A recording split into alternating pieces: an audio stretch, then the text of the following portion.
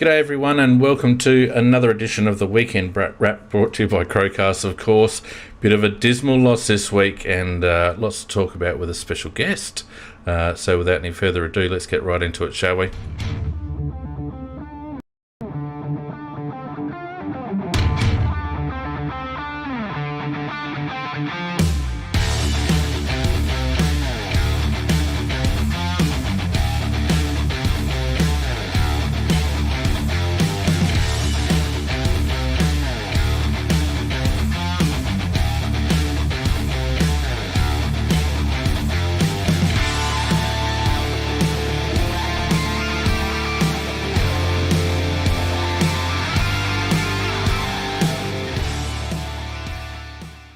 G'day, and welcome to another edition, the round 14 edition of the Weekend Wrap, brought to you by Crowcast.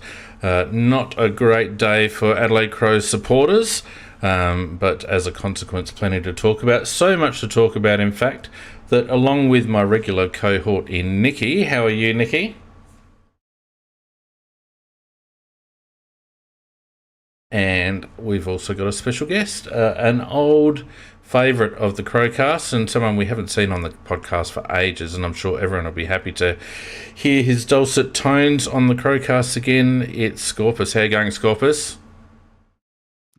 I'm not sure I was a fan favourite, but yeah, it's good to be back. Good to chat about the Crows. Looking forward to it. Now, should I be calling you Scorpus or Tim? Well, either way is perfectly fine with me.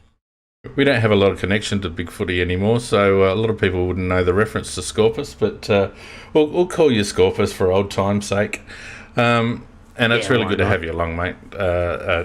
YouTube sensation, obviously. If anyone hasn't visited Scorpus's channel, it's Hardware Unboxed, and they talk all things technology. And if you ever wanted to hear someone talk for half an hour in exalted tones about monitors, you got to head on over and listen to Tim, because it's sensational. Even I've listened through a couple of those, mate. Sounds like you're super excited about half an hour of monitor talk, which is always good. My son was, when I said to him that I was going to buy him a monitor for Christmas. So, yeah, we got around a bit. But, no, Scorpus has always been a really good supporter of the Crowcast, so it's great to have you on board, mate. And I'm sure, Nikki, this brings back old times, doesn't it? It does indeed. Yeah. All we need now is Macca and... How did we ever get along when there was like about 6 of us doing this damn thing at the same time?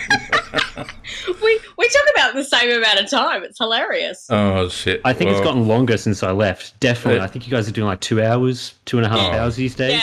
Yeah. Mate, it doesn't matter what I do, mate, to try and cut this down.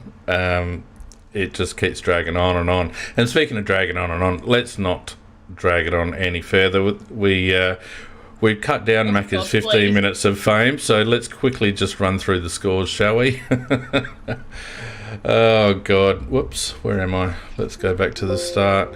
It all started on Thursday night when Richmond overcame Carlton in a game that I think Carlton would have been disappointed to lose. Richmond 11-15-81. 15-point winners over the Blues, 9-12-66. The Blues just stuttering along a little bit of late. And then on Friday night, this is what St Kilda do. They lose the games that they need to win in order to remain in contention, and now they've dropped themselves back to the pack. 11-6-72, going down by 35 points to a spirited Essendon team, 15-17-107, and the Saints will be pretty disappointed with that one, I think. The Power keeping themselves with a sniff, 12-10-82, a good win by 23 points over Sydney, 8-11-59. And the Cats, 12-9-81, unconvincing 3-goal winners over the Eagles, 9-9-63. And lastly, a pretty entertaining game, actually. The Giants, 16-9-105, going down by 20 points in the end. To the Western Bulldogs, 19-11-125. That's going to make it a bit hard for the Giants, I think. And the Bulldogs still in contention. We just quickly have a look at the ladder, and the Lions now sitting on top by 0.2%. Now that we've all gone through all our buys over Melbourne and Fremantle, all on 40 points. Geelong in the top 4 with 36 points, Carlton just outside with 36. Richmond now moving up with a good percentage with 32 points. Sydney also on 32 points. St Kilda still in the 8, also with 32 points. Collingwood now joining them just outside the 8 on 32 points. We have the Bullies and the Gold Coast Suns. Gold Coast Suns sneaking in there, although they've got a bit of a rough couple of weeks coming up. On 28 points, Port on 24, the Giants on 16, along with Hawthorn and the tanking Adelaide. Essendon on 12 points, hopefully will overtake us shortly. And North and the West Coast fighting it out for the number 1 pick. Nick, what do you think about the weekend's footy? There's a couple of good games. The Bulldogs-Giants game was pretty good, and Port doing pretty well to get over Sydney. I didn't watch too many of them. I missed the Thursday night one. I did watch a bit of the Friday night one, which was annoying me. You're right about St Kilda. They need to be doing better than what they are. They do it all the time. They do it all the time. Just when they look like they're going to power up, they lose the games that they should always win. Yeah. Apart from that, the motor racing was really good. I watched a bit more of that instead. Now, Scorpus, did you watch much of the footy on the weekend?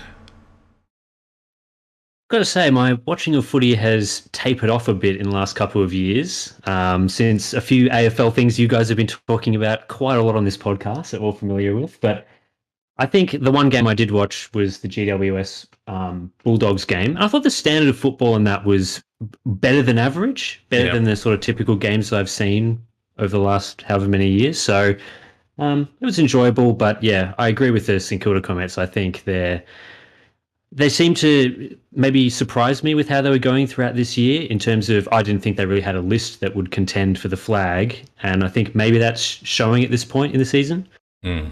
Yeah, I think so. I think they're a better version of us in terms of how they go about it, in my opinion. They're just a good, honest workhorse team that don't have a hell of a lot of flair. And every now and again, if they're not 100% on their game, they can get done. I've often described us as a workhorse team as well, but we're not of their level yet. But a similar sort of team, and I think unless you've got a little bit of polish. What was that? Sorry, Nick? We've got mules. We don't have horses yet. Something like that. Anyway, look, let's not stuff around because we've got a Crows game to talk about, and it was Adelaide, in the end, going down by 43 points, giving up 3 goals in the last minute of the game, 10-13, 73. The Suns, impressive. They just did. I feel like the Suns were just more efficient, 18-8, 116, so 43 points, as I said, and a pretty average second quarter, probably put us behind the 8 ball. And then just wasteful in front of goal once again. Nick? It felt like watching the Suns players, they weren't that good. And they were very lucky they were playing us. I think if they were playing any other team, they likely would have lost that game. It was just they were making mistakes all over the place and we just did not capitalise. And you're right, it's at kicking in front of goal. And nobody wants to take that kick, or even players that we think have good, intelligent disposal completely went the other way this game. So there's something very rotten in the state of Denmark down at our club. Yeah, well, I don't think we're in Denmark, but we're playing pretty cold at the moment. Tim, general comment about the game? Yeah, I think, I don't know, I'm not sure you'd call me a fan of Matthew Nicks over the past couple of seasons. I certainly haven't been a full hater or a full lover of him, but I think the last couple of weeks and really culminating in this game has made me reassess my views on Nicks, and I'm starting to think that he's not the way he coached this game and the way he selected the side, as I'm sure we'll talk about, it was very disappointing. So just some really odd decisions made throughout. And I think ultimately that's why we lost. I think it's a winnable game, as you've been talking about. I think the Suns did not play amazing football, but Matthew Nicks, in the way that he set up the team and coached it, ended up sort of preventing us from actually being able to take out the win. Yeah, we'll talk obviously in more detail in a minute, but the telling one for me was Berry absolutely carving up in the third quarter. Something like 8 clearances or something in the third quarter, and starting on the bench in the last. He was obviously the hot midfielder. When he eventually came back on in the last, he had an immediate impact, and it just typifies the predictability that we have in selection and the way Matthew Nicks runs the team at the moment. You put your hot players where you want the ball to be won, and I just couldn't understand why we didn't start with Sam. So and that, as I said, to me that was indicative. Before we go on, I just have to say thanks to everyone who's joined us on the Discord stage. Obviously, if you want to have something to say, we are live and interactive. Of course, good to see a couple of new people on there. Bruno, I haven't seen you for ages. Good to see you, mate. Volta Tertz, I think, is maybe a new person. I certainly don't recall the name. Steve as well. So thanks everyone for joining us. We do also have Macca in the stage because he just can't stay away. Macca, good to see you though, mate. And if you want to have something to say at any stage, just let us know and we'll happily bring you on. Also, thanks to everyone who's joined us on YouTube. I really do hope that I've actually turned YouTube on. Tim, I have a habit of I've got YouTube on. Have a habit of just messing up every week. But thankfully this week it looks like it's all right. I tell you, every week it's our charm. Yeah, something like that. Anyway, so look, mate, you touched on selection before, Tim, and I just want to look at selection real quick. Geordie Butts and Josh Rochelle were probably the two obvious, but the continued inclusion of Matt Crouch surprises me. The way they use Geordie Dawson in a defensive capacity at the expense of Mitch Hinge, who was omitted for what I couldn't see as any good reason. And the persistence with using the same three in the midfield at the expense of Haitley, who now seems to have tapered off form because he gets stuck out on that wing, and Sam Berry, who is a bona fide gun in the midfield. He gets the ball and he uses it constructively, but it's hard to do that when you don't get any CBAs, isn't it? Well, Jackson Haitley, I think a couple of weeks ago had his best game at AFL level. Yep. Had awesome amount of score involvements, disposals. He was playing as a pressure player as well, so he wasn't just, racking up touches on the outside and doing nothing with it. And then so the coaches see that and they're like, oh, that was a good game, Jacko. And then 2 weeks later, they're like, who we should bring back? We should bring back Matt Crouch, and then we'll just move Haitley outside to the outside. And so all the area where you were playing Jacko really well, you're just not going to play there anymore because we're now going to play Matt Crouch. Yeah. That's a very odd. I don't know. Would you do that in a developing team? That doesn't seem like something that if I was coach, that I would be doing in the team that's in the position that it's in at the moment. The illogical thing is that he's given Haitley a couple of lesson games. He put him on Cripps in the middle and said, there you go, we're going to leave you on Patrick Cripps and you're going to learn how to play tough inside football.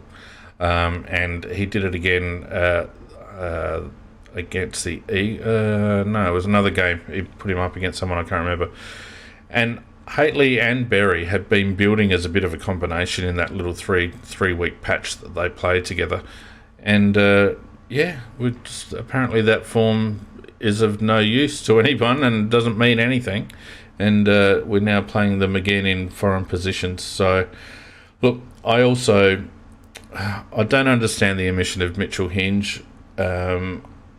particularly the way Brodie Smith and Tom Diday are playing at the moment.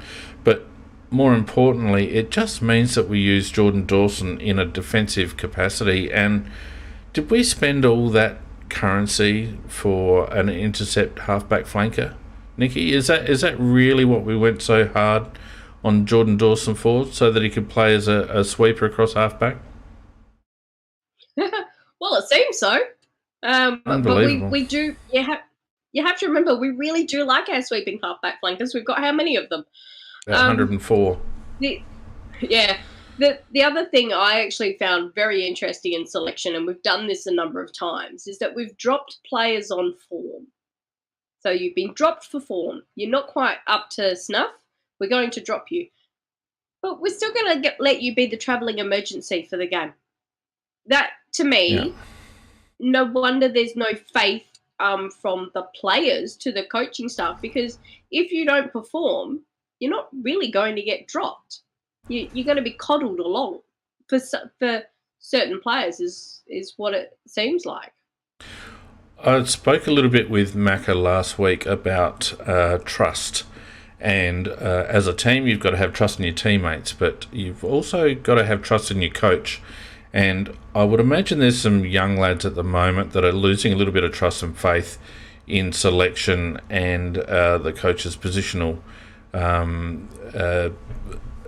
concepts, because, a lot of them just don't make sense. So, Sam Berry would have to be very resilient at the moment to be putting up with what he's putting up with. And thankfully, when he is given an opportunity, he is making the most of it. And he was clearly our most dynamic midfielder today, with limited opportunities. Matt Crouch was, the usual from Matt Crouch. Rory Laird and Matt Crouch combined for 50 handballs from 70-something disposals. I mean, that's unbelievable. 50 handballs from 70-odd disposals between the two of them. And neither of them were effective. Well, no, they weren't. There was one passage of play on the outer wing, I think it might have been in the second quarter, where I think of those 50 handballs, I think they probably accumulated about 10 of them in one passage of play, where they basically just played pass the parcel, and neither of them, I don't know whether you recall that one, Tim, but neither of them actually showed any intent to move the ball forward. They were just running little lateral overlaps and giving the ball to each other for about 30 seconds. Well, I averaged together earlier today the metres gained for the three main amigos, the Crouch, Laird and Keys, and I think it came out to about 8 metres per disposal on average. So, I can kick further than that, and I don't kick legal distance. Yeah, I mean, you could ideally an AFL midfielder should be able to run with the ball further than 8 metres. That's just a couple of steps for an AFL midfielder. We got the 3 slowest. Well, yes. I mean, that's an issue. I think, though, with these things, and this is something I was mentioning on Big Footy earlier today, it's a coach. I think at this point it comes down to a coaching problem, because if you're sitting there and we know that Matt Crouch, Laird, these players love to handball the ball. They've always been handball-focused players. It's up to the coaches to instruct these players that that's not acceptable, that that's not the way that we want to play, that we want to play with a better kick-to-handball ratio or to kick the ball. So for me to sit here and what did Crouch get? Like you were saying, or Laird, he got 30 handballs or something? Something like that, Why aren't the coaches sitting there and telling him, stop handballing it? Like, stop messing around in the, just outside defensive 50 by handballing it 5 metres to one another or to stationary players or backwards or to the ruckman, and tell them to move the ball more effectively. At this point, surely this has to be the way that Nix wants to play. Well, look, Tim, the simple fact is he could answer that question in selection, and he has answered it in selection, because his preferred midfield includes Matty Crouch and Rory Laird. Now, if he had a problem with the way they were using the ball and moving the ball, then he would break that up. He wouldn't have sacrificed Jack Haitley and Sam Berry. But clearly, he obviously is happy with Matt Crouch and Rory Laird in the midfield, along with Ben Keys. But that's the only answer you can come to after 14 rounds of football. He dropped Matt Crouch for 5 minutes, and all Matt Crouch had to do was have a Matt Crouch game in the twos. And, everyone's like, oh, look, he had 40-odd disposals, and he's back in. So there doesn't seem to me to be any accountability for the manner in which we play. Riley O'Brien, got a little kick up the backside in the twos, but all he had to do was have 1 or 2 games. And, fair enough, he dominated in the twos, but so he bloody should. We don't seem to have any interest in rejuvenating our midfield. It seems to me that the coaching staff, based on their selection, don't think that our midfield is the problem. I've got a question for you on Matt Crouch and his dropping. So Nick's clearly stated multiple times in press conferences that Crouch was dropped to work on certain things, which is mentioned for many players that he's dropped. So it's not just Crouch. He constantly talks about, he's gone back to work on something, not going to mention what it is or whatever. And then obviously he comes back. So Nick's must have seen whatever he was sent back to improve on actually being improved. And then that would allow him to be selected again for the AFL side. So my question to you is, what actually was improved? Because I don't see anything in his game now, post him being brought back from the Sandford, that's any different to how he was playing at the start of the year. 100%, mate. And Nick, I'm sure you'd agree with me that Matt Crouch was at his most effective when he was at least moving the ball forward by foot. And in 2016, 2017, what we got from Matt Crouch was nice little chiselers, 25-metre chiselers, the diagonal kicks, moving the ball forward. Matt Crouch, at any opportunity, will move the ball laterally or backwards. Now, he does not seem to have the ability to see forward of the contest. So, I don't know, is that what he had to work on? Kicking the ball backwards more? I don't know. But I think you're right. What you're actually saying, Tim, is that was a folly from Nick's. There was pressure on to drop Nick's to drop Crouch because he had a bad game or two. But all he had to do was have a good game, which apparently is just to rack up possessions. Is that how you see it, Nick? Yeah, completely and utterly. His first instinct is to go that backwards. And there's a couple of times, like when he has been dropped or there's been a lot of pressure on him, or he seems to get a talking to and he seems to be banned from going backwards. And we actually get a decent-ish game from him because he will actually look forward and will make those proactive handballs and those little chip passes. Now, he doesn't have a big penetrating kick. We know that. But he did have some decent-ish disposals and choices to go forward. But immediately the game after that, he reverts back to type.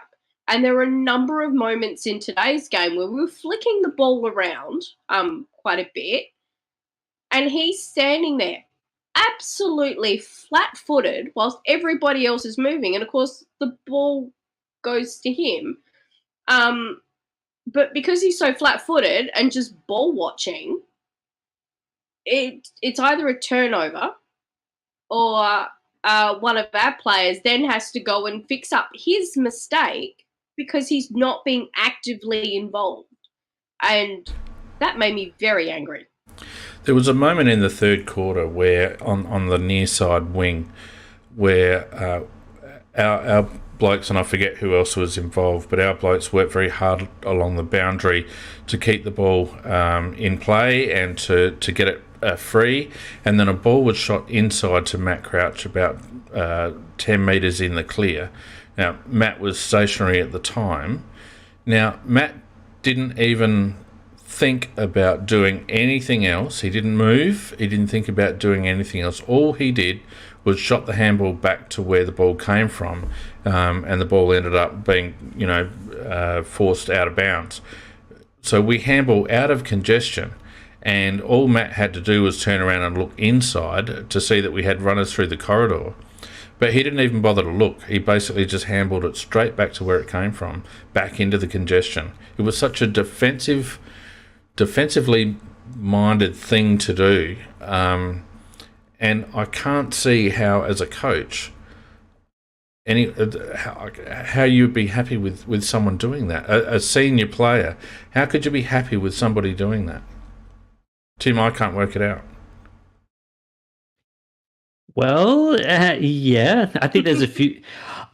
I'm not much of a conspiracy theorist myself, but is his selection based on the fact that he's simply contracted, like that he's got a contract for next year? He's 27, so it's not like we can drop him to the twos and sit around and be like, oh well, he's at the end of his career because he's 31. He's sort of, his body's packed in or whatever.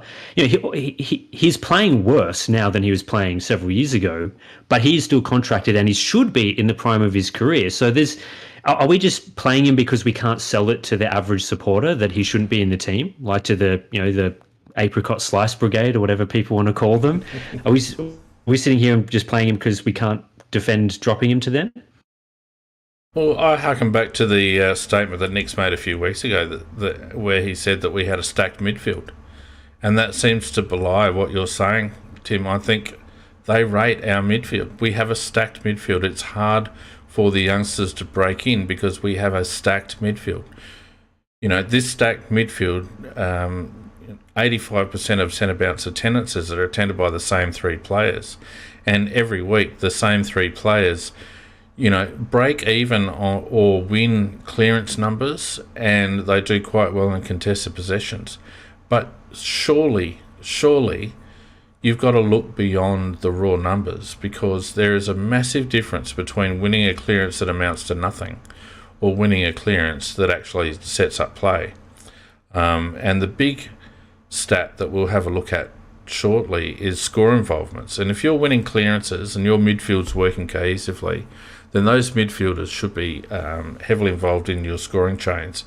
And that's not the case. As you pointed out before, Tim, their metres gained per disposal is negligible. And they're not really integral to our score involvements. Their inside 50s numbers are low. They're not running through half forward and having shots on goal. They're not hitting the scoreboard themselves. They're too much of the same. And I think the biggest area, and it really stood out to me today, the biggest area where it hurts us is on transition, because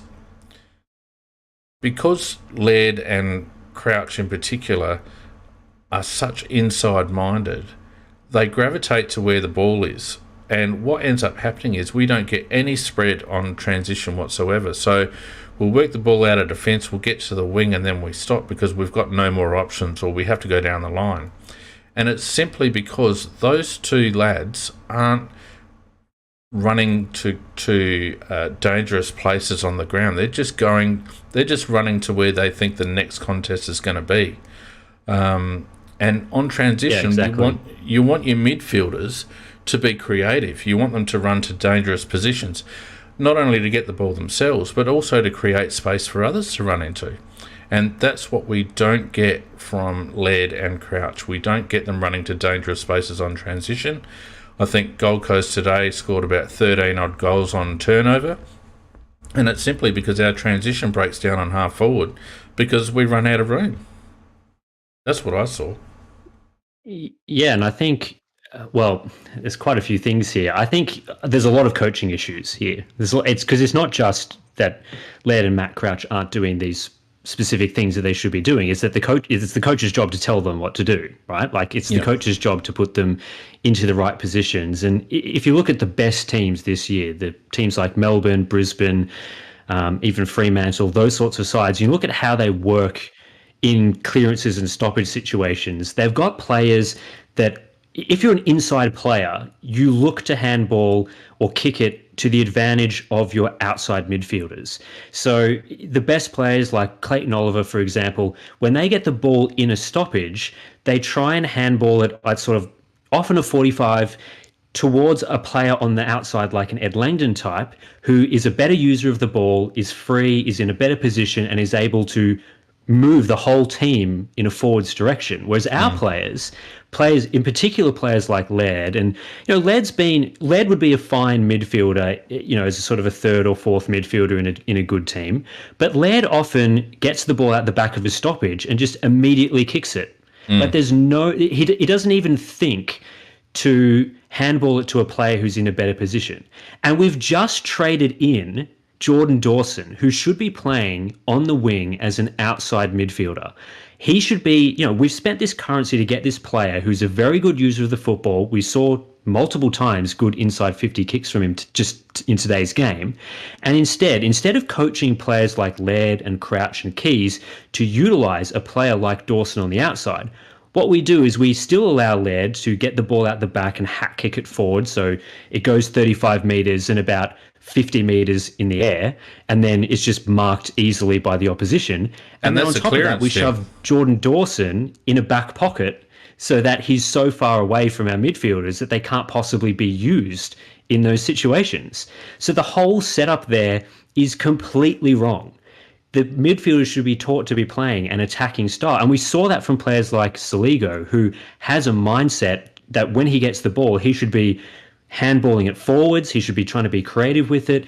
And I saw on multiple occasions players like him and Berry handball it forwards to space where a player like Rory Laird should be, and Rory Laird wasn't there. He was like 5 meters behind the contest. Yep. Like, these are all coaching issues. The positioning of the players is wrong. The way they're using the ball is wrong. And I think it comes down to how the way these players were playing previously under previous coaches, where Scott Camporelli loved the midfield setup where get the ball out the back and just hack kick it and hope for the best up forward. Yep. And I don't think that's how AFL should be played today.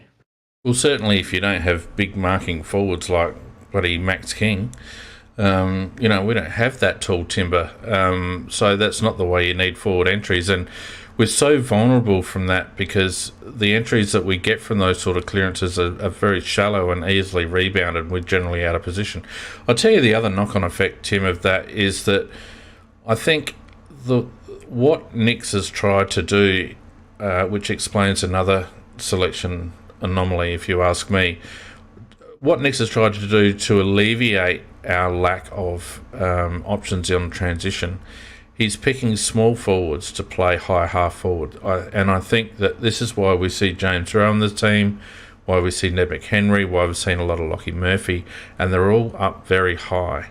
And the reason for that is because we don't have enough options on transition if we don't have those players playing up high. The downside of that is that because they're coming from the forward line, first of all, they're facing away from goal when they get the ball, which is not what you want. And secondly, it robs us of ground ball getters when the ball goes into our forward line, which means that the ball comes out quite quickly. And we're not able to put a lot of defensive pressure on. And the only bloke down there that is really able to apply defensive pressure is Shane McAdam. So there's all these knock-on effects because of selection. We haven't got Jordan Dawson in a position where we can utilise his skills in an attacking way. We haven't got creative midfielders. We push up high with our small forwards to try and provide options, and therefore we're not very potent. And we, in the first couple of games this year we weren't doing that. And then as we've started to do that, know that our scoring has dropped off quite substantially. We've gone from being able to score 13 to 15 goals a game to being down, struggling to get over 10 goals a game because we're so impotent up forward. So there's a lot of things. I think there's more flow-on effects than what you're just saying. I think it goes all the way into defence. People earlier were, eviscerating Tom Duday, who, he had a poor game today, and there was a Jordan Dawson turnover in the back lines and all those sorts of things that cause issues for our players. And I think it's the defenders often just sitting there, they look up the field, and as you say, all our midfielders are sort of they're inside types that gravitate towards the ball they're not spreading and providing options for defenders who are looking to kick it out of the back lines, which then means that you have to bring the small forwards up, as you were just saying, because, again, there's no options. So we need more players to create options, then there's no one up forward. And then we're required to play Dawson down back because all of our, Nick's is sort of looking at our setup and saying, well, why can't we kick it out of defence? We got no one that has the disposal and creativity to do that. But even when you send Dawson down there, sometimes he's looking up and he's seeing absolutely jack shit. There's just absolutely nothing for him to do and kick to. And it creates a problem for all the players down there. And then, and in my opinion, a player like Tom Doedee, he should be playing like Tom Stewart from Geelong. He's the perfect player to be playing that sort of intercept role. But we never seem to bother trying to orchestrate him into a free role. Like, we're just like, okay, Tom, here, play on a ruckman or play on Casbolt, or just try and chop out and help. But, we're not trying to make him the architect of defence. We're trying to sort of make him the third tall and then play Dawson there. But then Dawson, we also want him to play up the field, so he's not there necessarily all the time. It's just a huge mess. Like, the coaching setup across the field from defence, midfield and the forward line is a mess. And the thing of it is, there's a couple of issues around Tom Doedee. First of all, he's got a busted hand. So he's clearly having trouble gripping the ball. His kicking is off as a consequence. He's a bit cagey with that hand because obviously it's giving him some discomfort. We dropped almost a like for like in Mitch Hinge. Mitch Hinge can take an intercept mark. He's got good disposal by foot. He's quite tough. He's strong. And he's got a nice long kick. So Tom Doedee should be what Jordan Dawson is. And in the past, Tom Doedee has played that role and played it particularly well. Exactly. I don't know why we're not... If we're not trusting Tom to do that because of his injury, then he shouldn't be playing. And we've got 10,000 other halfback flankers that can play that role. Again, it comes down to trust, and this has been my theme for the last couple of weeks. I don't think the coach actually trusts certain players in the positions that they've been selected or drafted to play. Mitch Hinge is a guaranteed, bona fide, tough halfback flanker, and we obviously need that player, but instead we use Jordan Dawson, who is an absolute weapon on the outside and should be the prime mover into forward 50 like we used to use Paul Seedsman. But instead, he's languishing across half-back, getting jumped on the whole time and being expected to kick threading the needle passes to find blokes that aren't really making space. It's, as you rightly point out, Nick, and Tim, and I'd be interested in your thoughts on that too, Nicky, with selection. It's just a mess as far as I'm concerned. Yeah, completely, absolutely. That's what I didn't like the selection when I saw what had happened, and the fact that certain players were still in the team. And if we're doing this as a genuine rebuild, and I know we've spoken, I can't understand how we've said this for so many weeks. If this is a genuine rebuild, then you do not rebuild with A, players who are injured, or B, players who are not going to be here in 1 or 2 years. You do not need Smith in your team. You do not need Laird in the team. You do not need Crouch in the team. I mean, Laird's still got a few little bit goes, but the way he's playing, I don't think he deserves to be in the team. And you look at, what's happening in our SNFL team and the way they're playing there, it's more fun to go and watch the SNFL team than it is to watch the AFL team. And that shouldn't be happening. Well, happily, Harry Schoenberg had a good game this weekend. I think Lockie Gallant also had a good game. So, Shuey, Cook, Gallant, even Josh Worrell, there's 4 or 5 players there that just need to be given some time. And I think it's also time, for better or worse, that we just let Fisher Mackesy have a run. because as it stands at the moment, that lad's going to go back to Victoria having played, 3 or 4 games for Adelaide, and that's your pick 6. And I know he's a big guy, and I know they take longer, but if that's your pick 6, then what a waste! What an absolute waste! I think one of the big issues with the things that we've just been talking about is that Nick seems to prefer players of a certain type of player, and by that I mean a player who is a very good. I guess they're a trier, right? Like they know the team structure and the setup. You know, they can tackle hard and chase hard and all that. And those are the players that, to use your word, Phoenix, they trust, right? Like they trust. Yeah.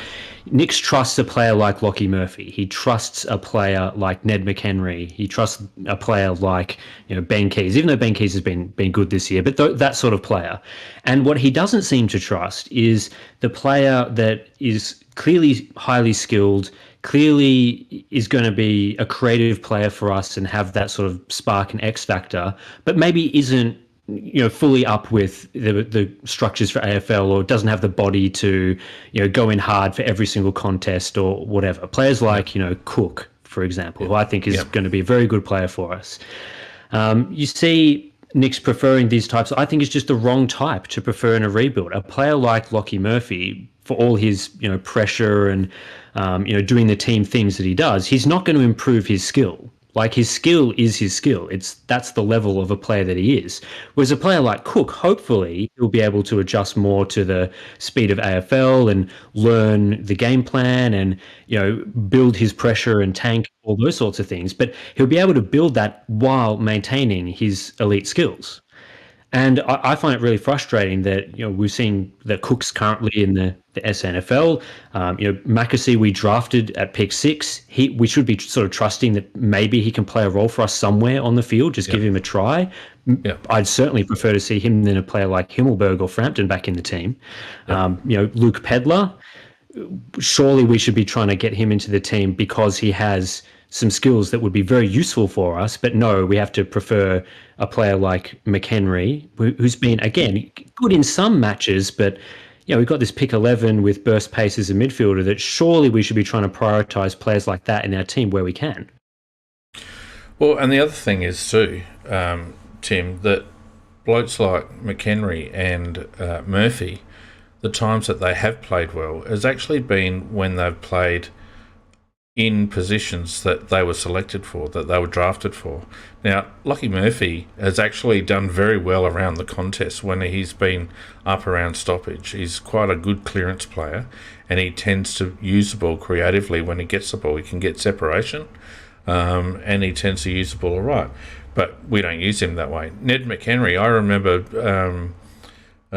back when Ned and Chase first came into the side, first came into the club, and they started, Nick, you remember this, they actually started quite a nice little combination in the twos, through the midfield. And now we've got McHenry playing high half forward, and we've got Chase Jones playing in a back pocket. We didn't persevere with either of those two lads in the position that they were actually drafted for. We've got Sam Berry, who's played more in forward pocket than he's played in the middle, despite excelling and showing that he can keep his feet, that he's got good core strength, and that he uses the ball positively out of congestion. But we just refused to play him there. Luke Pedler's another. If we didn't think he was fit enough, why did we select him with pick 10 or whatever it was? There are others. So, Harry Schomburg goes through a slump in form. Well, do you think that's maybe because you're playing him on a half-forward flank instead of playing him as an outside mid, or an inside-outside mid, which is what he basically is? At some stage, these lads are going to lose trust in the coach and in the selection committee because they simply won't be enjoying their football because they're not playing in the position that they've grown up playing, that they've been drafted to play, and that they've excelled at all throughout their careers to date, at the expense of blokes who simply, as we've gone on ad infinitum, just aren't cutting it.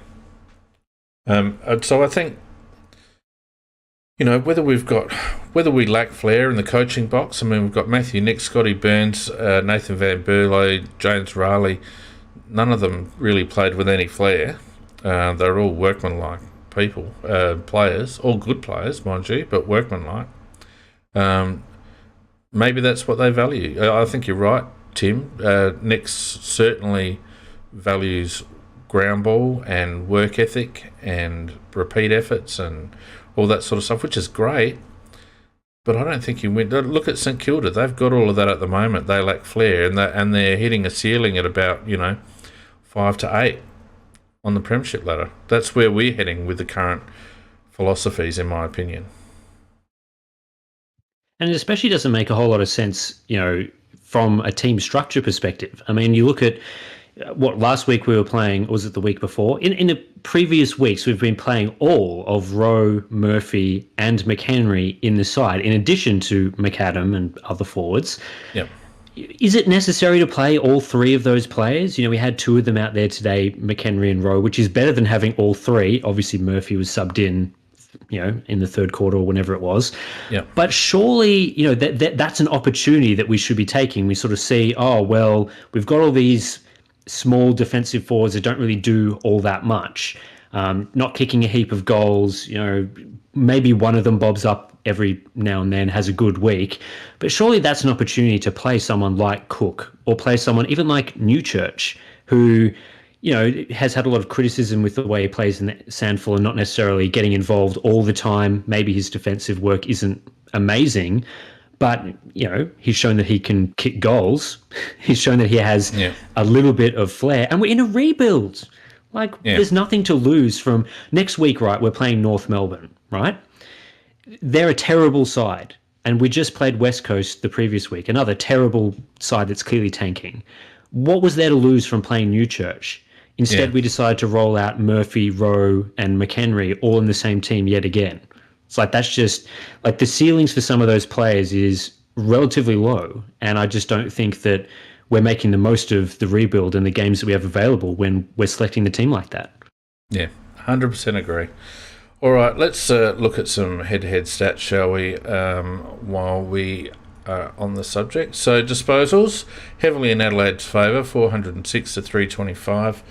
Kicks 211 to 217, handballs 195 to 108, so almost a 1-to-1 ratio for us and almost a 2-to-1 ratio for Gold Coast. Inside 50s as a result, 62 to Gold Coast, 44 to Adelaide. Now, if you can only get the ball in 44 times with 406 disposals, so 10 disposals per entry, there's something going wrong. That's got to stick out. Disposal efficiency for both. Is that right? 34%? That can't be right, surely.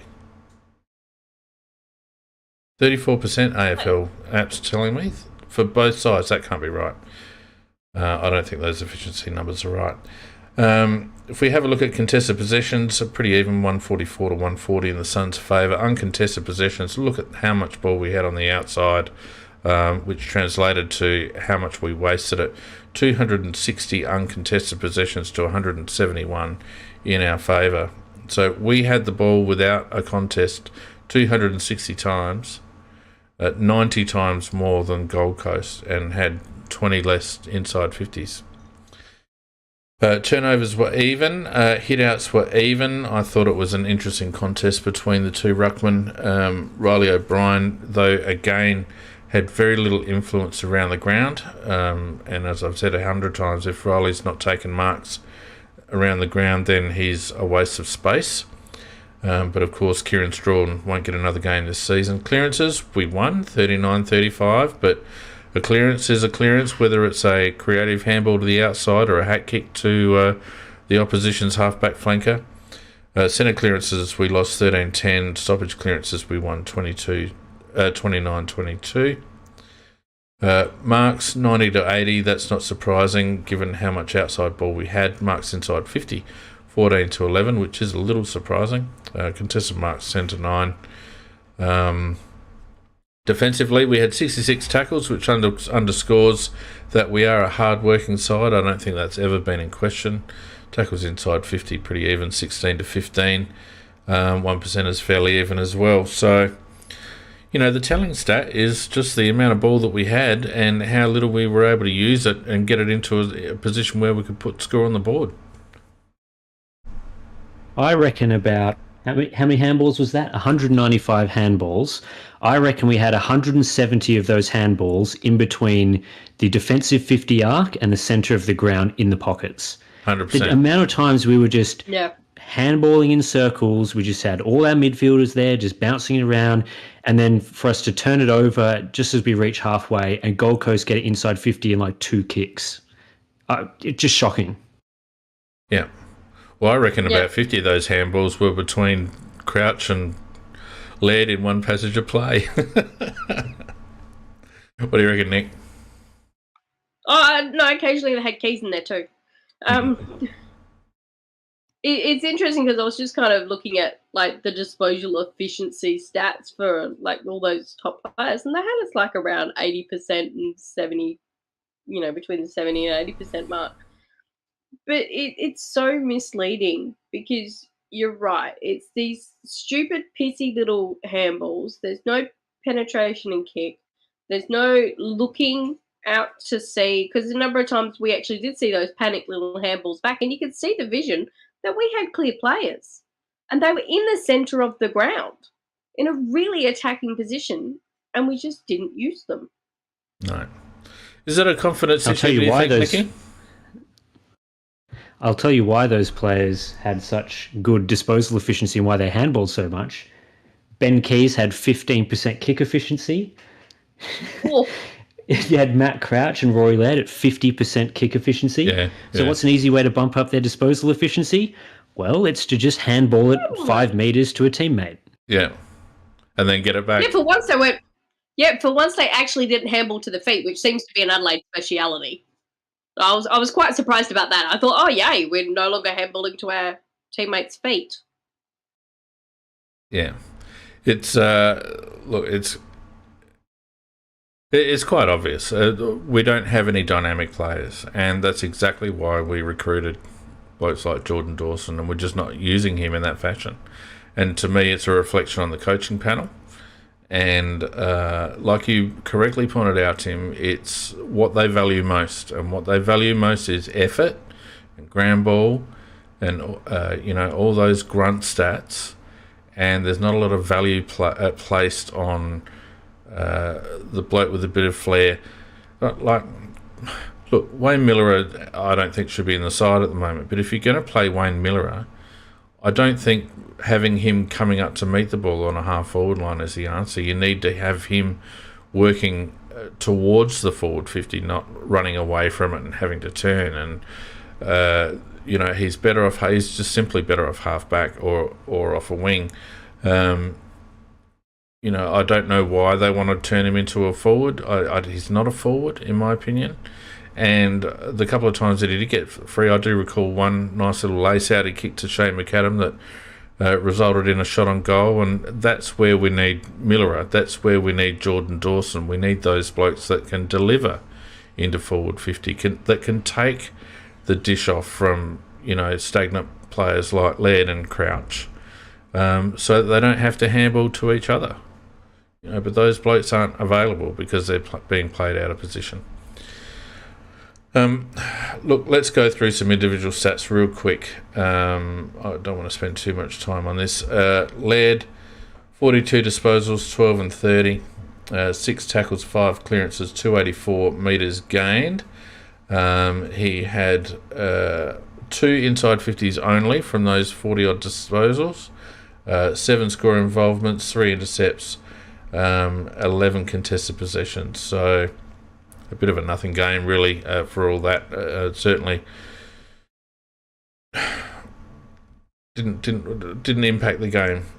Jordan Dawson, 32 disposals, did impact the game, just unfortunately not in a way that was able to result in goals for us. 22 kicks, 10 handballs, 6 marks, 2 tackles, 714 metres gained. He had 3 inside 50s only, and that's the rub. If Geordie's going to have that many touches, particularly that many kicks, you want him to have double, if not triple, inside 50s. 6 score involvements, 11 intercepts, 6 contested possessions, 21 on the outside. A good game from Geordie, I thought. Matt Crouch, 31 disposals, only 10 kicks, 21 handballs, 4 marks, 7 tackles, 7 clearances, 264 metres gained. He had 1 centre clearance, 5 score involvements from all those touches, 12 contested possessions. This is the other thing. Got a bloke like Matt Crouch and Rory Laird. For all those possessions, they have 71 possessions between the two of them. Only 23 of them were contested. So only, about a third were contested, which for your inside midfielders is not enough. We had more from Sam Berry. We had more from Benny Keys.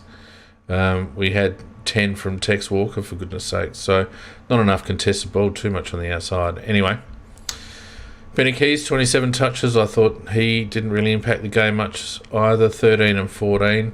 He had 4 clearances, only 289 metres gained from our the only midfielder that we've got that can actually get some separation. 2 inside 50s only, 4 score involvements only, 51% disposal efficiency, including, as you pointed out, 15 by foot, 12 contested possessions. And then we got Sam Berry, 25 touches, 10 and 15, at 2 marks, 7 tackles, 12 clearances, if you don't mind. A game high, 12 clearances. This is from a lad who, I didn't see the CBA stats, but I don't reckon he attended more than about half a dozen centre bounces, and he only spent 66% time on ground, had 12 clearances, if you don't mind. 3 inside 50s, 9 score involvements, so aside from Tex, team high score involvements, 72% disposal efficiency and 14 contested possessions. So team high contested possessions, almost team high score involvements, team high clearances, 66% time on ground. What? Surely, Tim and Nick, surely the coach sees that. They're basic stats. The coaches would have a ton more stats than that, but they're basic stats, and that sticks out like crazy. And even more so is when you have that 3/4 time break, particularly after that third quarter, is the commentators absolutely talking him up about how great he was doing. And if that then happens again in the next quarter, Adelaide were a chance to win. And what are they doing the whole time they're doing that? We're watching Berry walk the bench. Yeah, he's on the pine. I mentioned that at the beginning. It was absolutely ridiculous. If ever, like any other sport, if you go play basketball, for example, if some bloke gets a hot hand, you pass it to him. If someone's got a mismatch in NFL, a wide receiver or an outside, like a tight end or whatever, that's where the ball goes. Any other sport where you can see that a bloke is in a vein of form or has a mismatch or is on top of his opponent, that's where the ball goes. What do? We start him on the bench. I couldn't believe it. Could not believe it. I mean, it's coming from a club that decided that Sam Berry in his first year was actually a small forward. Yeah. So, I mean, it's not like we've made great decisions regarding his positioning previously. But I think that again goes back to what you were saying, Phoenix, about the trust. They don't trust Sam Berry, despite all those brilliant stats that you were talking about and basically being our best performing midfielder. They didn't trust him to perform when the game was on the line and there to be won.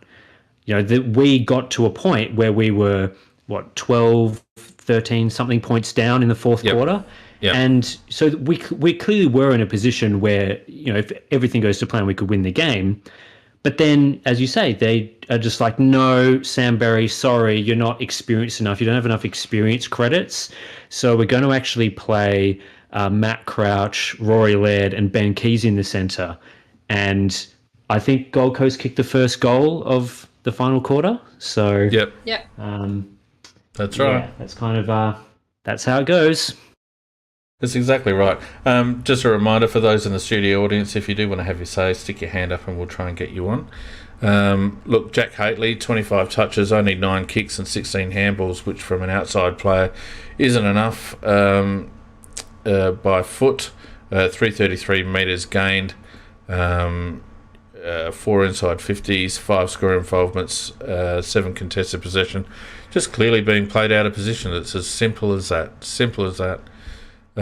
James Rowe, 24 touches. I can't say that I felt he was very influential at all. Brodie Smith had a shocker in my opinion. 20 touches, 14 and 6, 469 metres gained, but I don't think those metres gained really amounted to anything because he only had two inside 50s and only 2 score involvements.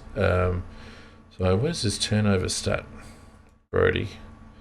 The issue with Brodie Smith is it's another coaching problem, right? We've got a player who is 30 years old. He's played, 200 games? I'm just having a look now. Oh, yeah, over 200 games. He's been an All-Australian many years ago. Clearly he's been a good player. And somehow we don't bother enforcing it to him that he can't just hat kick it randomly. Yeah. Like, he is the classic case of a player that gets it in defence, looks up the field, and we've talked about how some of our players don't exactly provide the best options or whatever, but he doesn't even seem to look. Like, he doesn't seem to take a brief second to sort of assess the field, see where the players are, and make a good decision. He's just like, I'm just going to get ball and then kick ball long every single time. And I really wish the AFL had a stat that was like second possession meters gained or something that would combine how far the ball went on the first possession and then how far it went the disposal after that, because Brodie Smith would have to be, especially this year, negative in that sort of stat. Just kick it long, kick it 40 metres and then it'll go 50 metres back the other way because he's kicked it just to no one. Yeah, and the problem with that is twofold. Not only do we turn the ball over, but because we've got the ball when it's in his hand, we're all running forward. And the ball turns around and we're all out of position. It's been terribly wasteful, Brodie. His kicking technique doesn't lend itself to being able to kick consistently over short distances. It's his technique is purely designed to kick the ball long. It's a slinging action and it's not accurate. And we've been saying this for years about Brodie Smith, and it's getting worse, not better. So Jake Saligo, on the other hand, had exactly the same disposal stats, 14 and 6, and yet I thought he was far more creative with ball in hand. 5 marks as well, 368 metres gained for Jake Saligo. He had 2 inside 50s, 4 score involvement, 6 intercepts, 9 contested possessions. Sort of faded out of it after. I thought he had an excellent first quarter, faded out for a little while, and then sort of was in and out of the game after that. But from the third game or fourth game or whatever he is, it just shows some really good signs in my opinion, and should just remain in the team. So we'll probably get dropped next week. He's the sort of player that just knows where he should be handballing it to or where he should be kicking it to naturally, which is, I know that sounds ridiculous because AFL players really should have that skill. You're kind of an elite player at the level, but whatever, most of our midfielders don't have that. He has that, where he just sees where the space is. He sees, I can handball, if I handball this low, it's not going to get smothered, so I will handball it low. Whereas a player like Matt Crouch would just handball it anyway and it would just get smothered. So I think that's one of the key things I've seen from Saligo that's been really, really impressive. And at times he's kind of been burnt by his teammates, where, as I said earlier, sometimes he handballs it to space where Rory Laird should be, and then he's not there, and then it just goes nowhere. But hopefully over time, the teammates around him will start supporting him and really making use of his creativity better than what is currently happening in the team. We've got a couple of players that can see the game like Jake. Harry Schomburg, certainly last season, was the same, and Sam Berry's the same. And you'll notice that sometimes Sam will also handball to a spot where a bloke ought to be, and he's not there because we just don't have the outside talent or the midfield talent. But what they do is move the ball forward through congestion. They don't go backwards in congestion. They move the ball forward. And Jake, I thought, showed real intent today to move the ball forward and to try to create with his possessions. I thought it was a good game. Wayne Miller at 19 touches, 6 and 13. I don't know why half-forward flanker has 13 touches, except that he's running away from goal. So he's got to handball it to the bloke running past. And, of course, that's not how we want to use Wayne Miller. We want to use his foot skills. So another bloke out of position, only 161 metres gained. Only 2 inside 50s, 6 score involvements, 5 contested posses. Back to goal is no good as far as I'm concerned. Nick? I don't think he earned his spot back, and I think No, he didn't. I wonder if the Crows sort of wilted under the media pressure of people constantly asking where Wayne Miller was, because it seemed like every single week, if you watch the presses on the AFL Crows website, they constantly ask you, where's Miller, or how's Miller going? Are we going to see him back in the team after 2 years out? Week after week. And, Nix has to sit there saying, he's working hard in the sandfall. Does it get to the point where the Crows just can't tolerate that anymore? And they're like, well, if people are constantly asking us why he's not in the team, why isn't he in the team? When really the Crows should be, immune to that sort of pressure, I guess, and be able to make decisions without that sort of influence, because it really just felt like the media was just constantly talking about him, and then suddenly he's in the team after doing what I would class as not enough to warrant a recall based on his SANFL form, certainly not over other players. Nick, I reckon that's true, and also for Matty Crouch, what do you reckon? Oh, spot on. But you know what? If Nick's actually is a very strong coach, and it's because there's a bit of interesting discussion going in the chat at the moment at our previous coach, and the press conferences we would get from him, and the discussion you were just having then just made me think that if we had him still coaching, that the answer to that about Miller, where's Miller, would be, well, he's playing in the SANFL. Why don't you as a journalist go along and watch him? And you tell me. That'd be too and easy. How he's going. Yeah. He's right there. He's in the SNFL. You go watch him.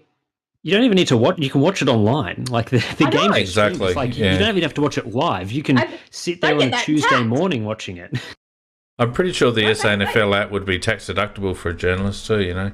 Wouldn't even cost them anything. Precisely. I think if they'd watched it, they would actually know. Well, he's not playing well in the twos. He doesn't deserve to be in the AFL team. I mean, granted, today's game, I actually was happier with him because you could actually see him trying to be proactive, and he was trying to make tackles, and he was getting closer to opposition players, which he seems to be allergic to most of the time. So I actually thought we got a decent game out of Wayne. But you're right, he's like many of our players, he's been played out of position. Yeah, look, his selection in round one was the one that indicated to me that they just wanted Miller in the team. But having got Miller in the team, they're just not using him correctly, in my opinion. Anyway, Tommy today had a bit of a stroker, 12 and 5, 7 marks, 292 metres gained. Where are we? 3 score involvements, 5 intercepts, only 3 contested possessions. How many marks did Tom take? 7 marks. Tom's not in good form at the moment, but I think Tom's been absolutely burnt by our selection policy this season, which you pointed out earlier, Scorpus, has meant that often he's been played as a key position tool rather than intercept. Because of our refusal to play 2 key position defenders when we've needed to. I think Tom is another one who is not being played in the role to which he's most suited, and I also think he's playing injured. So we all know that there's a bit of hand-wringing in chat about, today's hopeless and all the rest of it. Look, he's not hopeless. We all know that he's a good player. But I think he's another victim of the strange selection policies that have been occurring this season to a large degree. if Tom Stewart at Geelong was played as the second key position defender for Geelong, he would be a shit player. And that is what Tom Doedee has done for us too many times. I think it's not just, the selection and all those sorts of issues. It's also the list management on the issue of our second key position defensive slot. And Nick Murray, I've no strong opinion on him as a player. I think he's going fine, but he is also a very inexperienced player. So effectively, the way our team is set up with Butts as our first key position, and then we sort of rotate through, Murray, we've had Frampton in there.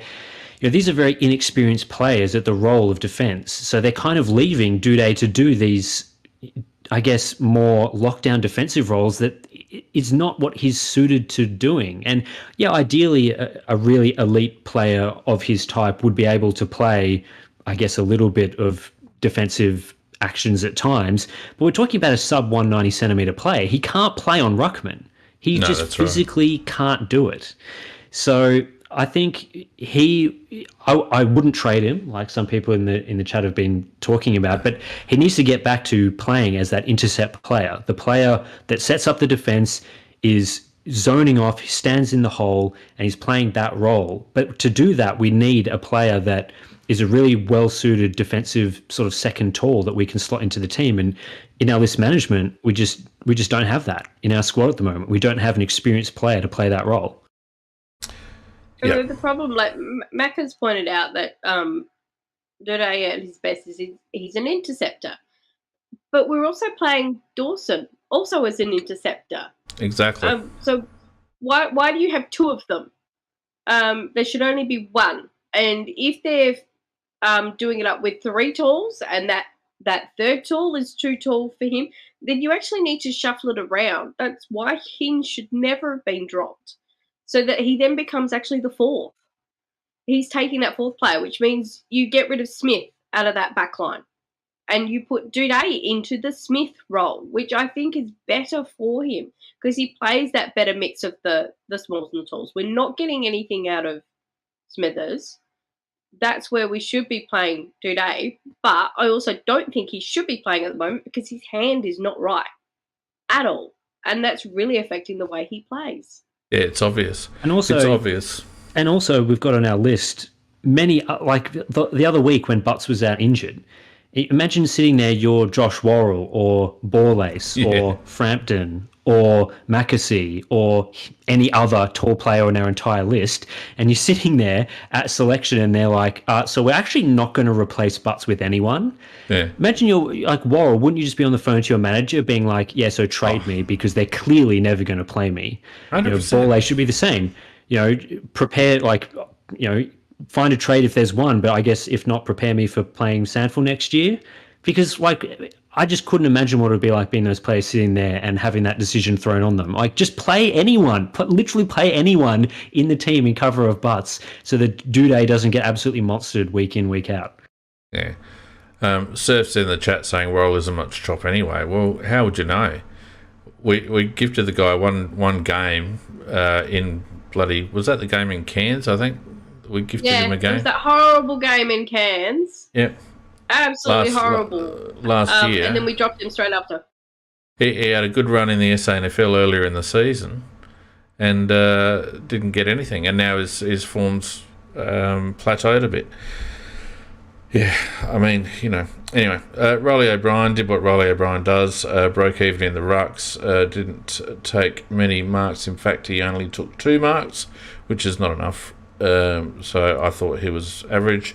Ned McHenry does what Ned does, 14 touches for 200 metres gained, a lot of defensive work, not much impact.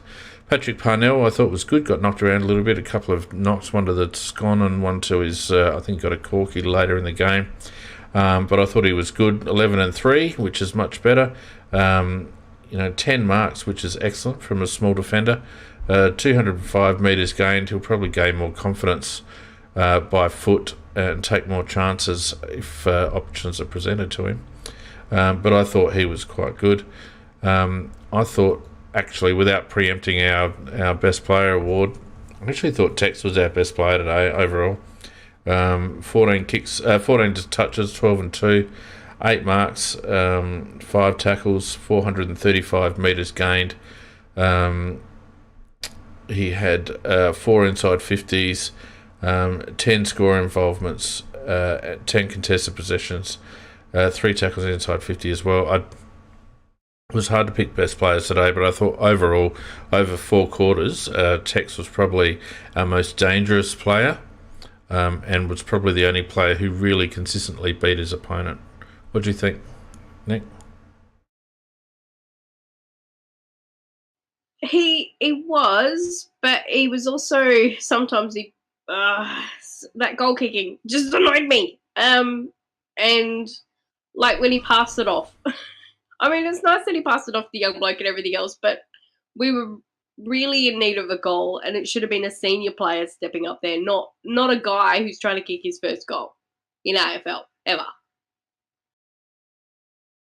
Our forward line is so lacking in players that Tex is forced to play as basically every single role in the forward line. Yeah, like exactly. Tall forward, marking forward, leading forward, small forward, tackling forward. Yeah, Crummer. Yeah, I mean, it'd be nice to have a bit more forward talent up there, because then he could play the role that he's currently playing, and we wouldn't also rely on him for all the goals.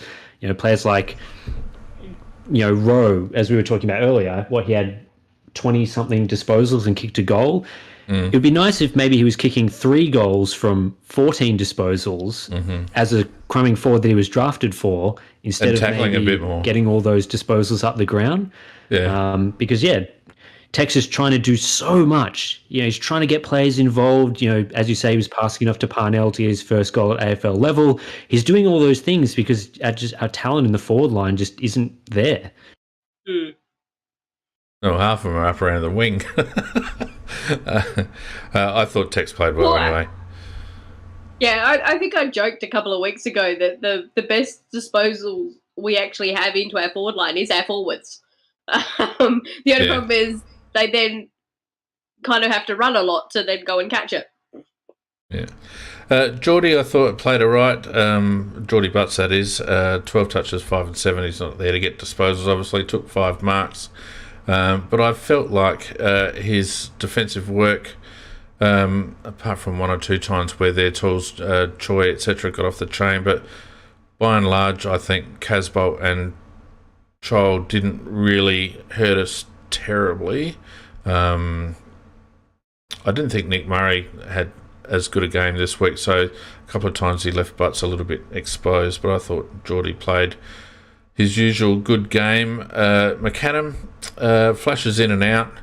His defensive work has been really good, but he's another one I think that needs to actually present a little bit more, particularly when Tex and or Darcy are up the ground. I think Shane really needs to recognise when he is the leading target. Sometimes I think he sort of sags back a little bit still, but I didn't think he was too bad. Darcy, I thought, was all right from the limited opportunities. Still needs to get involved a little bit more, but obviously on the peds over the last couple of weeks, because he actually broke out into his sprint, got a receive handball and kicked a goal. Where did that come from? Oh, that was nice. I actually really liked his game because he was one of the few forwards that was consistently having that front position, and he was really making quite a few contests and had some really nice little passages of play, particularly when we were looking quite good and that flowing movement. I think he was quite integral to a bit to those movements happening. I couldn't believe his burst speed in the past couple of games. Yeah. I literally thought he was not capable of that. So we should probably be checking his phone to make sure he hasn't got like Stephen Dank in the contact list or something, because where's that come from? When the rest of the other slide is so slow, you only have to do a bit of a jog to look back fast. I reckon he's looking a little bit slimmer, and I reckon that's Darren Burgess. Yeah.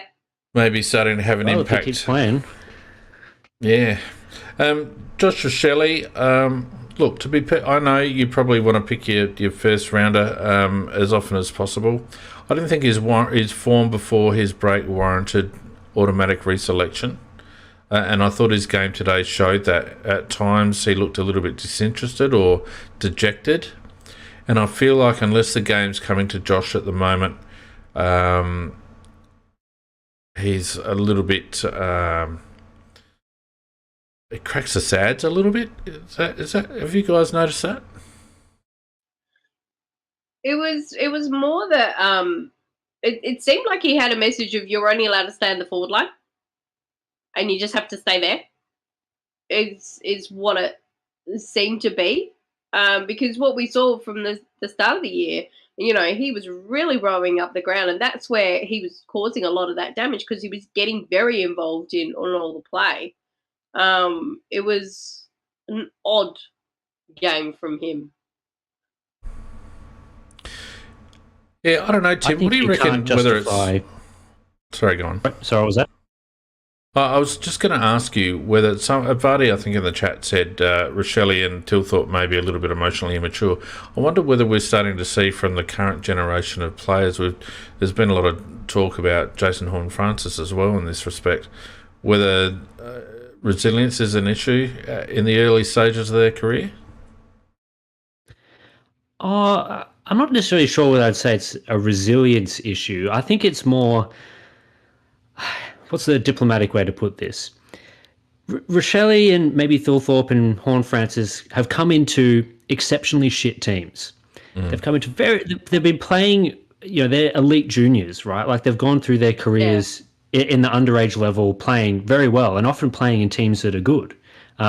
So suddenly they're basically forced into this environment that's absolute horseshit, especially Horne-Francis at North. Like going to that team, they are atrocious. Off field, on field, there's nothing going well at that club whatsoever. And I think they're just not happy with that, which I think is fair enough. Like if you're Horne-Francis and you should be playing to team standards and all that sort of thing, but you kind of, being an elite player, you go into a team where half the players are barely AFL standard and they're standing around and they're not playing well. That's basically it. They're just not playing well. And I think a lot of these players coming through are sort of realizing that they're good. Like they have talent. They've been picked high for a reason, and previously they've shown to be playing well, and they're just expecting that their teammates are playing that way as well. And I think it's a very fine balance between making sure that players don't just sit around on field sucking it up because they're playing with Kane Turner and absolute garbage players like that, and being the elite talents that they are. I think that there's some balance there that needs to happen, but I certainly wouldn't blame a player like Horne-Francis for, getting on the field and whinging at his teammates because he's playing with some legitimately terrible players. It's almost exactly what Macca and I said last week about Horne-Francis, and I think there might be a little bit about that with Josh Rochelle. They come from successful junior careers in successful sides. They've always been the main man, and they come in to lesser teams that aren't performing and they're forced to play bit roles, and physically they can't be the main man, although Jason Horne-Francis does his damnedest to do a good make a good fist of it. That being said, honestly, I think the issue isn't Horne-Francis or Rochelle or Thilthorpe, it's all the other players. North should be keeping Horne-Francis for whatever issues he's got with his teammates and just ditching all the other garbage players. Well, is the issue just digressing from our stats here, just digressing on this subject for a minute? Is it something as simple as out of the mouths of babes? I mean, isn't Horne-Francis basically just telling the truth? If he's having an argument with Goldstein because Goldstein's done something stupid, well, is he not just saying... It's not as if he's spitting the dummy. He's actually talking facts to an AFL player who should know better. I don't know. Yeah, and I think that has to come with performing well, right? You can't be sitting there and criticising Goldstein or senior players in your team and then putting in an absolute stinker. You kind of have to be trying the absolute best that you can. But as long as you're doing that, as long as you're an elite player who's come from a very solid background and you've been drafted with pick one is extreme currency, right? It's the most currency you can have in the draft. The club has to be backing them in. If they're playing well, then I think that gives them the license to complain about these things. Not necessarily, full blown out in the media saying like, Todd Goldstein's a shit player and I don't want to play with him. But I mean, being an on-field presence where you're coming up to these players being like, please deliver this in the way that our game plan is set up. Because the game plan at these sides should be built around utilizing the elite talent that you have. North's game plan should be built around using Horne-Francis's elite skills in the midfield and up forward. So he should know all the things that needs to be done in the team. And I think, if you're a good player and you're playing well, you should have the license to maybe get a bit annoyed. And is it also possibly what's also affecting Rochelle and what's also affecting Jason Horne-Francis, etc., these type of players, is that they're coming in and they're actually playing AFL minutes, but they're being shunted on the half-forward line. They're not being put in those positions. They're now having to play a completely different position than what they did play as that main player and what they were actually drafted for, which was to be a midfielder. No, well, Josh Rochelle wasn't. Josh Rochelle is a forward mid, hasn't played a lot of midfield, and Jason Horne-Francis played a lot in the forward lines for South in the ones. So I mean, I see where you're coming from, Nick, but I don't think either of those, particularly Josh Rochelle, shouldn't have been expecting midfield minutes in his first season of AFL football. He hasn't got a tank for it. He's certainly got the talent for it, but it's not where he played. Didn't play huge midfield minutes in juniors. I mean, obviously Jason Horne-Francis did in his underage career, but playing league, he had cameos for South. Look, I think also too, it's a measure of the fact that these lads have leverage. Josh Rochelle and Jason Horne-Francis and Riley Thilthorpe, those blokes, they're not playing for an AFL career. They've got an AFL career. Whereas, a bloke who gets picked at 20, he's playing for an AFL career. He's playing to stay on a list. Horne-Francis and blokes like that, they know that they have some leverage, and therefore, they probably feel more entitled to be able to say something because they're not just a rookie trying to apply his trade. They're actually, the next big talent in the competition. And I think it's not a generational thing, as you were saying. Like, it's not because this generation of young players has come up feeling entitled or whatever. It's more the AFL system that there is today, especially with the way the AFLPA works, gives the players basically 99% of the power. Yeah. Horne-Francis can just leave North whenever he likes. Yeah, that's there's right. really nothing stopping North from retaining him. Yeah, he's got his 2-year contract, so North can force him to stay for this second year next year.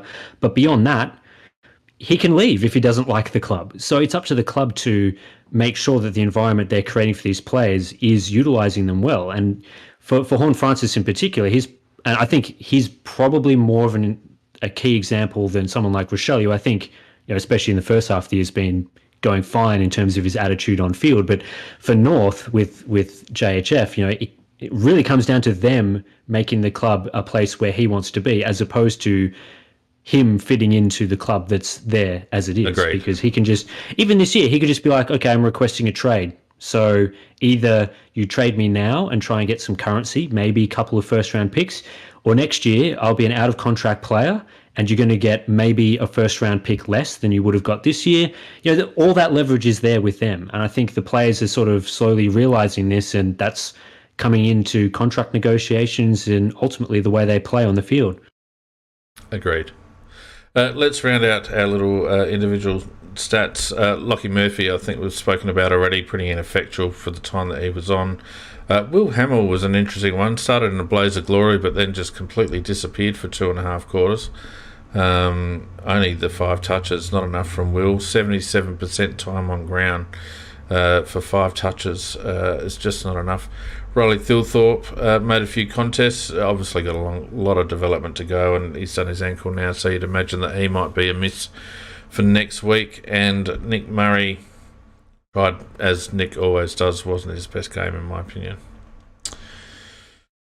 Now, Nikki, you would know, and Tim, Yes. you're about to find out. We give 5, 4, 3, 2, 1 every week, and you're going to take the place, Tim, of Macca. So I'll let you think about it for a second while I give Nikki her opportunity to give me her 5, 4, 3, 2, 1. Nick, go ahead. Okay. So I went with Berry for 5. Yeah. Checks for 4. Yeah. Saligo with 3. Because even though he was a bit in and out, I just thought he was so proactive with what he did. Yeah. So then Dawson for 2. And as I said before, I actually liked Fogg's game, so I gave him 1. Whose game, Fogs? Yep, Fogarty. Yeah. All right. Mr. Hardware Unboxed. Oh, a lot of pressure. Okay. I did think about this. I've been listening to the cast, so I sort of had an inkling ahead of time that this would be coming. Very good. So I'm going to go for 5. So 5's best on ground, right? Correct. So 5 for Berry. Yep. I'm going to give 4 to Jordan Dawson. Yeah. I'm going to give 3 to Saligo. I'm going Right. to give 2 to Tex. Yeah. And I'll give 1 to...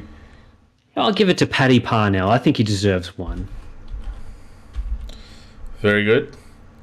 I've Nice. given Tex 5, Dawson 4, Berry 3, Saligo 2, and I'm actually going to give my number 1 vote to someone. I don't know. I don't know. Probably Fog. I'm going to give it to Fogarty. Yay, for that run There you and goal. That was nice. Yeah, that's it. So before this round, Geordie Dawson was miles in front of Ben Keys and Laird and a couple of others in the casters one, and in the listeners one, Geordie was even further in front of Walker and Keys, etc.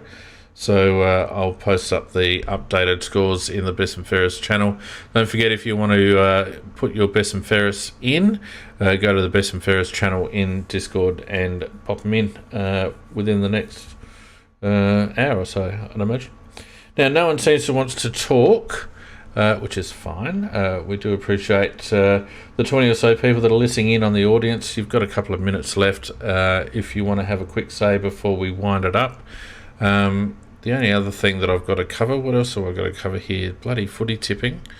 Let me just log into that. Are you in tipping this year,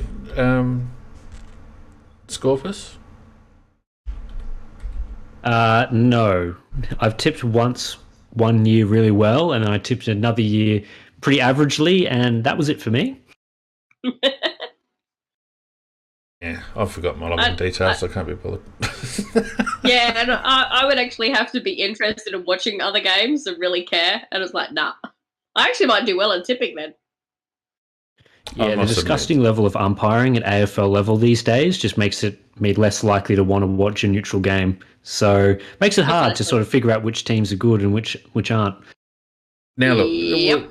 let's have a little minute on this one. Now, the umpiring in no way cost us anything today.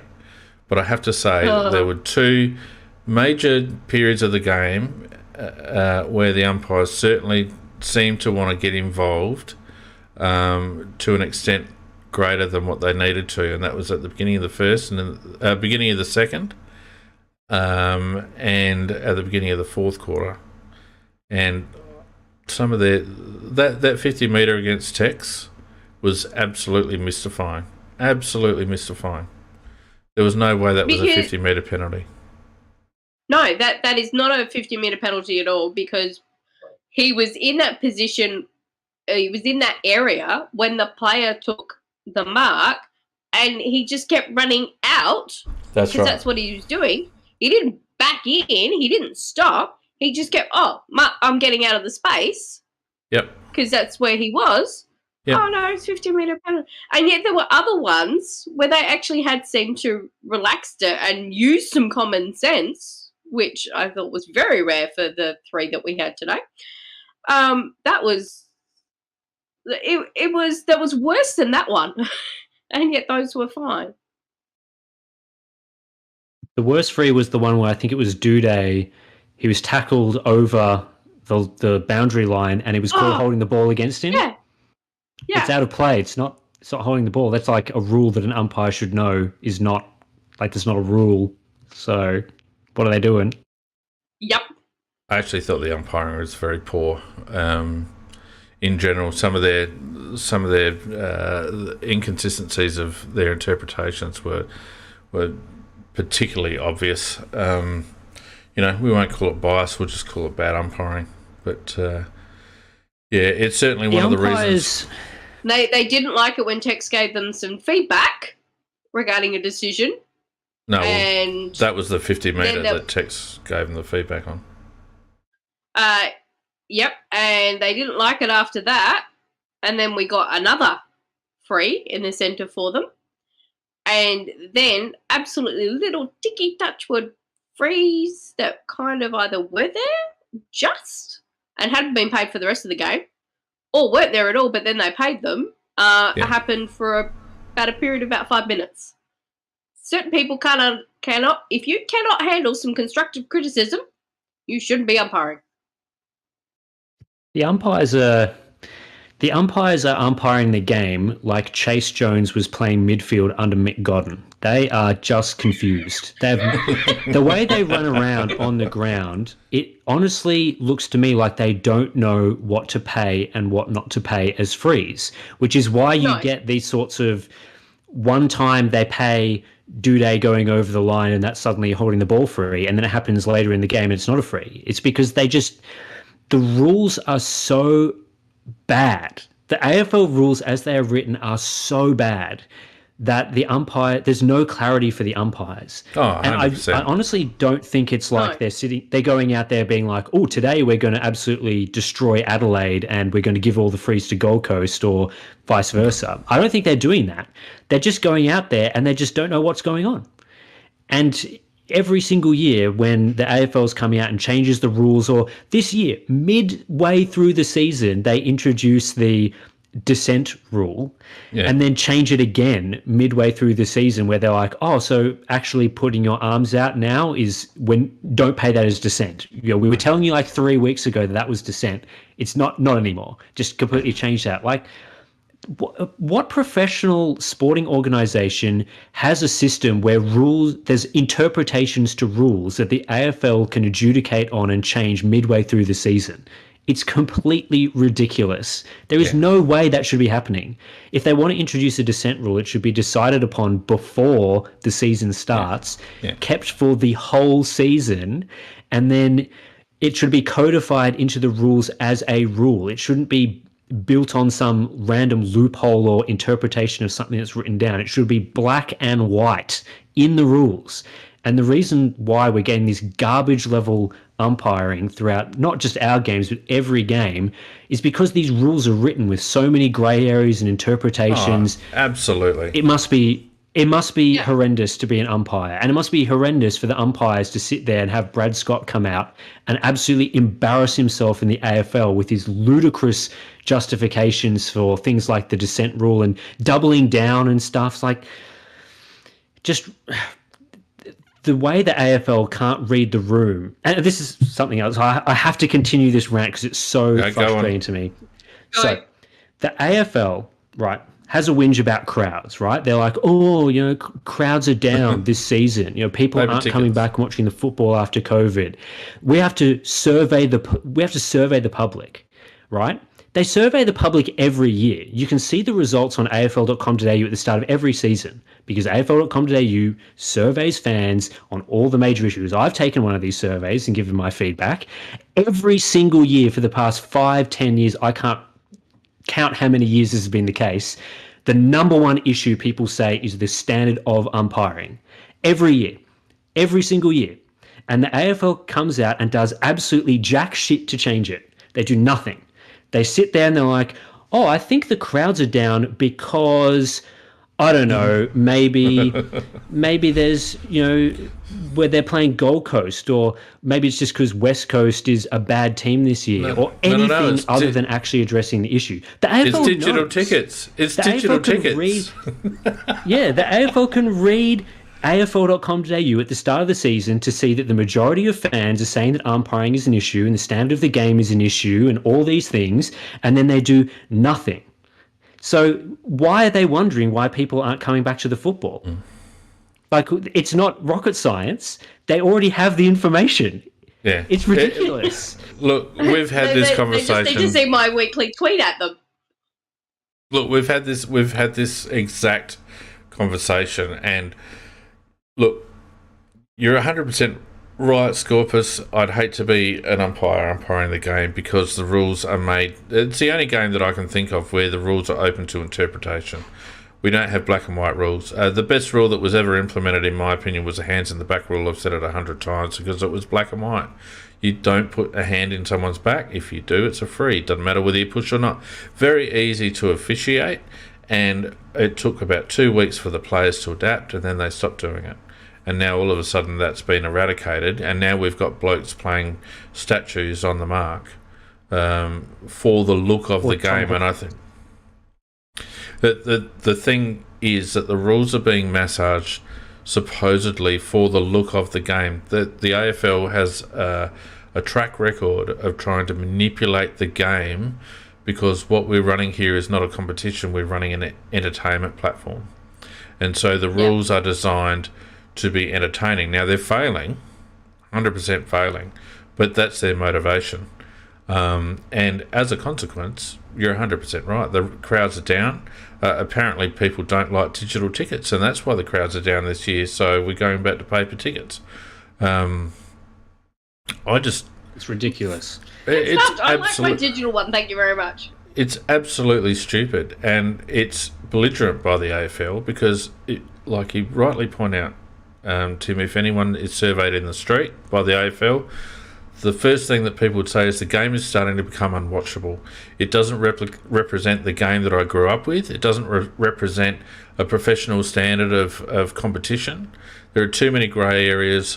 There are too many petty rule implementations like dissent, like protected areas, all this sort of stuff. It's too difficult to umpire. Until we can get the game to a point where the rules are such that we can explain it to a foreigner without the foreigner looking at the game and just thinking it's a chaotic mess, we haven't succeeded. We have to get the rules to a point where they're easy to officiate, but also easy to understand and replicate. So, and I don't think that'll ever happen. And as a result, my interest in football, like I said last week, and like you pointed out earlier, Tim, I don't watch a lot of AFL football anymore. I just don't, because I can't stand to watch the petty crap that goes on and the style of play that's been played as a result. And I think it comes down to making decisions like appointing Brad Scott to be in charge of umpiring decisions. He's never been an umpire. No. What experience does he have in that role of deciding and managing umpiring? They should be hiring someone that has the experience necessary to actually run that department properly. It's just, it's very disappointing that the way the AFL is currently being, managed, I think in general. The whole league is being poorly managed, and umpiring is obviously at the forefront of that. And I'm sure there's people in the AFL who are tasked with, filing reports on the feedback from fans on Twitter and Facebook and collating just, the general landscape of the AFL and what supporters are thinking. And I would be absolutely gobsmacked if these things weren't coming up constantly in those sorts of reports. And if they don't have that division in their, corporate structure, then they're, running the game poorly. Don't forget that the AFL has... Don't forget the AFL has form of not reading reports it doesn't want to read. Well, yes, Essendon drug saga, etc. But I think the AFL umpiring is fixable. It's definitely not a lost cause. It's just that the the AFL administration is not going to implement the changes that are required. And I think a lot of the tinkering over the last couple of years in terms of trying to improve the look of the game, trying to speed it up and have more goals scored and that sort of thing. I don't necessarily think that it's wrong to have goals to make the game more watchable. It's just that you have to actually have a plan that's effective. And doing things like making the goal square twice as large is not effective. It's like, that's just an idiotic idea.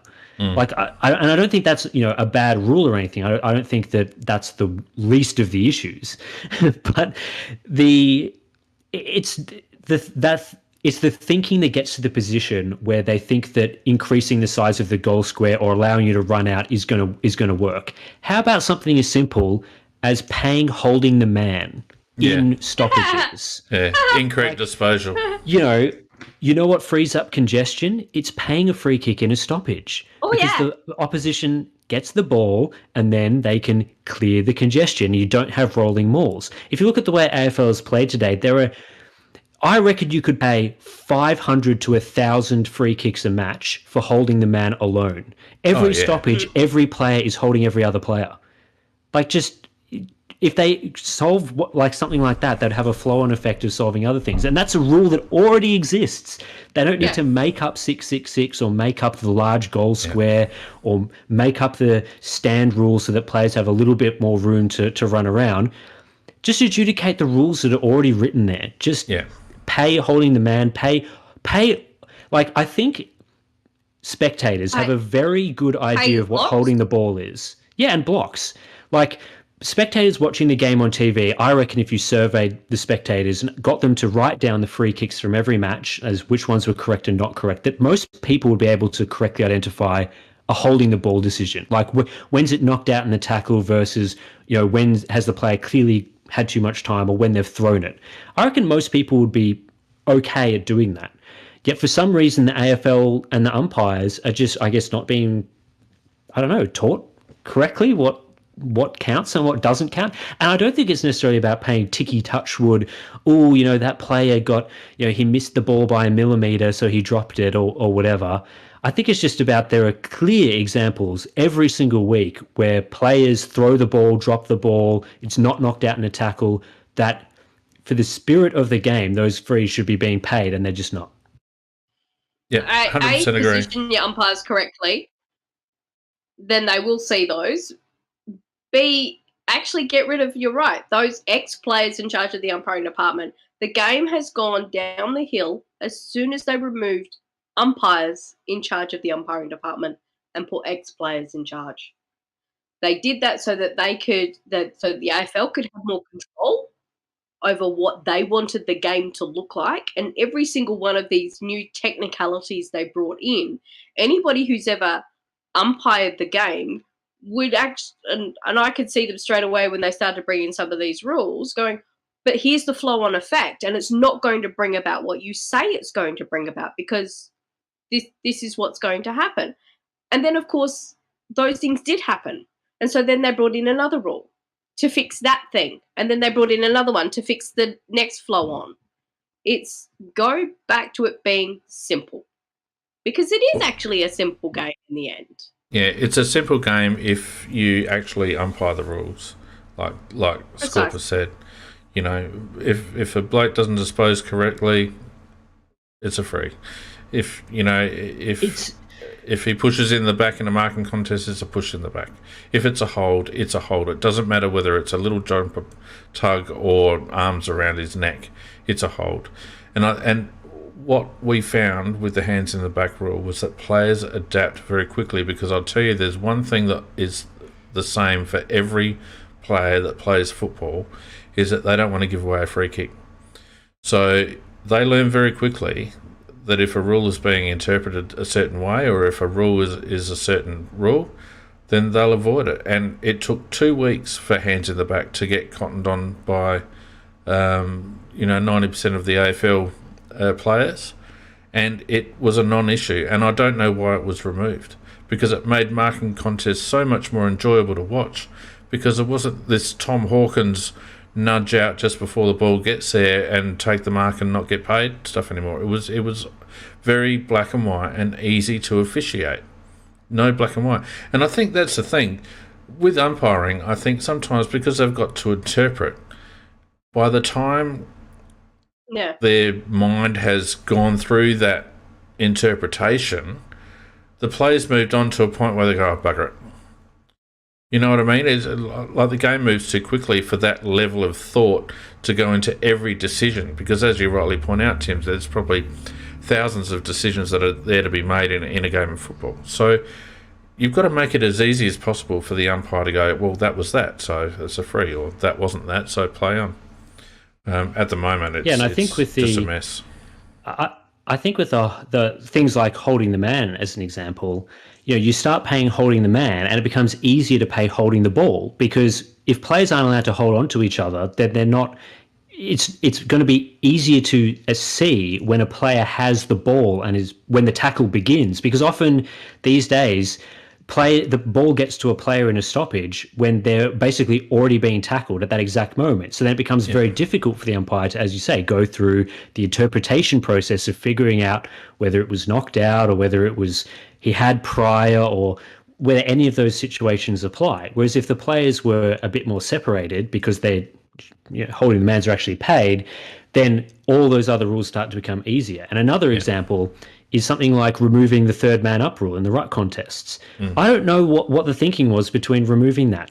You introduce the nomination rule, which means that every single stoppage is slowed down, so then more players can congregate around the ball. You're not just immediately throwing the ball up, which again would reduce congestion and get the game to that level where the AFL wants it to be. But also third men in coming and getting hit outs is going to clear congestion as well. Exactly. So you have on the one hand the AFL saying, well, we need to remove the third man up in ruck contests because whatever reason one ruckman got injured one time in a third man up, so now the rule has to be changed, and that introduces a heap of congestion. And then the other hand, they're like, well, congestion's bad for the game. So it's just clear that the people running the AFL and making these decisions are thinking about. It's short-term thinking, isn't it? It's like thinking about the thing you're going to change and the immediate consequences, and not analysing how that will affect the entire game as a whole. Because I think clearly the third man up should be reintroduced if they want to start clearing congestion. But nope, we got to have the stand rule, which everyone hates. Did everyone hate the third man up rule? Like, you're kind of tossing up these things where you can implement a rule that everyone hates and thinks is complete garbage, or have a rule that was generally accepted in the AFL. I don't think people complain about the third man up. I don't think people complain about holding the mans getting paid every once in a while so that players aren't immediately tackled before they have the ball.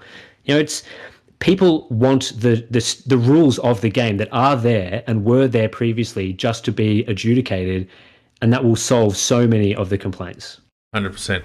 I think, the interesting thing about the third man up rule, Scorpus, is that they removed it on the basis that, they removed the ability for third man up on the basis of ruckman getting injured, and yet they're quite happy for ruckman to jump into each other at 20 odd centre bounces a game, at speed. So it's ridiculous. Anyway, look, the good thing is, Tim, that we got to about an hour and 15, and I thought I was going to be quick tonight, but you've managed to enable us to take it out to the standard 2 hours, and for that I'm terribly grateful.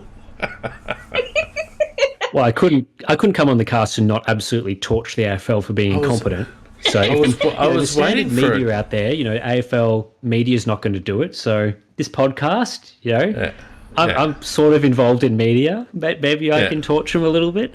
Yeah, do it. Do it. I was waiting for the rant. One of the legend. I remember a couple of your legendary rants, Scorpus, and I think you're a bit out of practice, but it was nice to have you back on board to deliver one. They were always a thing of beauty. Yeah, well, David McKay retired, so my ranting ability sort of put on the cooler for a little bit there.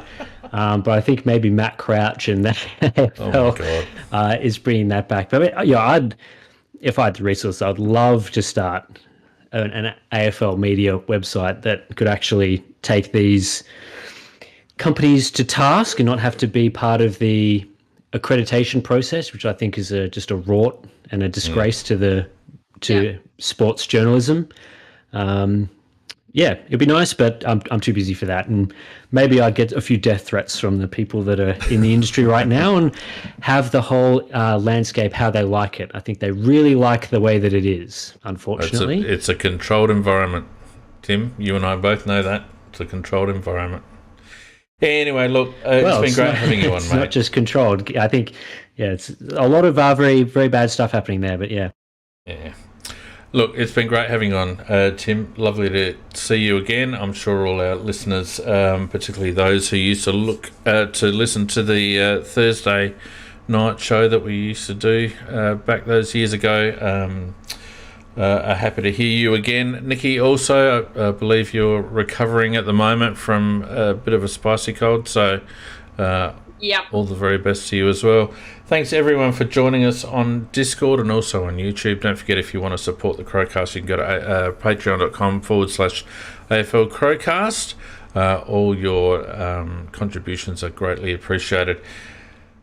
Don't forget, during the week we will be running our usual ticket giveaway for... Have we got a home game this week? We have got a home game this week, haven't we? No, we're playing North Melbourne in Tasmania. Oh, Tassie. Oh, no, yeah, sorry. No ticket giveaway this weekend unless you want to go to Tassie and then you can pay for yourself. But irrespective, now, I'd almost like to take a bet that North roll us next week. What do you reckon, Tim? Oh, surely not. They are atrocious. But it's not. It's Tasmania. We're atrocious in Tasmania. Man, This is going to be one of the worst games of all time. Surely, this is going to be one of the worst games of all time.